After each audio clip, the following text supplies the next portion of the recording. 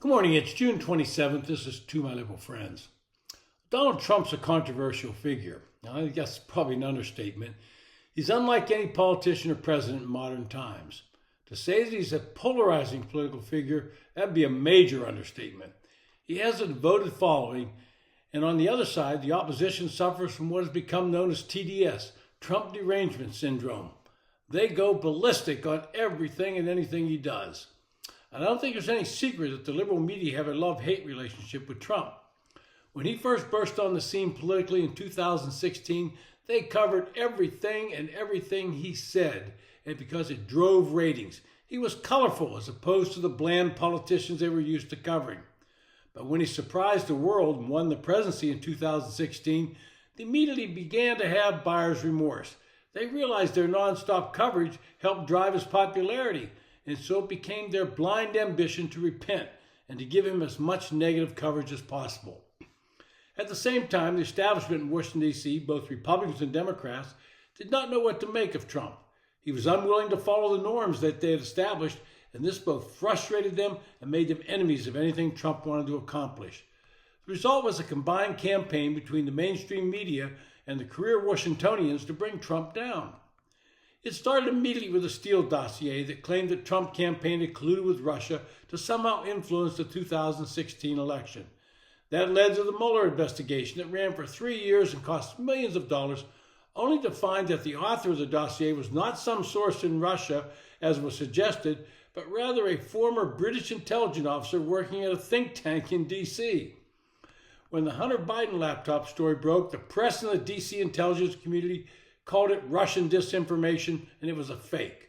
A letter soon appeared signed by 51 high-ranking intelligence people who backed up the claim that the laptop was not genuine.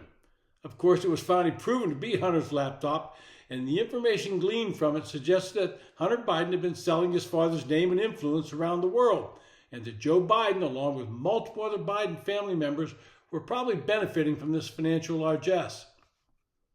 Inside the government, I can say confidently, there's a myriad of federal employees that detest Trump and fear him because he's challenging their very livelihood. They've been following a long-standing Washington tradition of leaking information to the press when it serves their purposes and suggest that Trump's not telling the truth on any given subject. We're now seeing it begin again after the recent bombings of Iran's nuclear facilities. The dust had yet to settle on Saturday's Iran strikes before CNN on Tuesday ran a story reporting a classified Defense Intelligence Agency report that the bombs, quote, did not destroy the core components of the country's nuclear program, end quote. The outlet cited anonymous sources familiar with the report, including one who said the strikes only set back Iran maybe a few months tops, undermining Mr. Trump's claim that the bombs totally obliterated the targets. Well, this week's DIA leak took the same form, an adversarial press pushing to serve as a mouthpiece for partisan officials or lawmakers that are hostile to President Trump, running unvetted or selectively chosen content. Only this time, in contrast to the conspiracy theories of the first time, the leakers and their media neighbors made the mistake of issuing info from a preliminary report at a high risk of later being overtaken by real evidence. This has caused the Trump administration to push back and do it aggressively. We've seen 3 press conferences on the subject since the bombings. The administration is showing the updated evidence that supports the original claims. The CIA has found that the strikes severely damaged Iran's nuclear program. The Israeli Atomic Energy Commission, which has to be real because the threat is to Israel, made it clear that the combined attacks by Israel and the United States set back Iran's nuclear program by many years. International Atomic Energy Agency Director Gerald Rafael Grossi said Iran's centrifuges are, quote, no longer operational, having been completely destroyed. And the Institute for Science and International Security, which closely tracks the Iranian program, issued a detailed assessment saying the attack, quote, effectively destroyed Iran's program by doing massive damage to above and below ground facilities.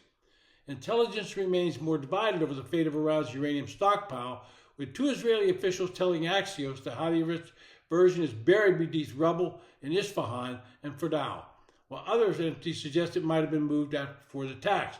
We'll have to wait and see how that plays out. The result of all this updated intelligence has put the media into backpedaling mode. They're framing their initial reports based on leaked information as simple reporting, and now they're updating this report.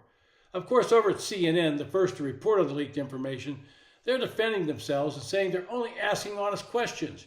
Jake Tapper, the lead character at CNN, says it's the duty of the press, but we all know he failed to ask a single question about Biden's mental acuity. But he's quick to question anything that Trump does. It's the bias built in. This has been To My Liberal Friends. Thanks for listening.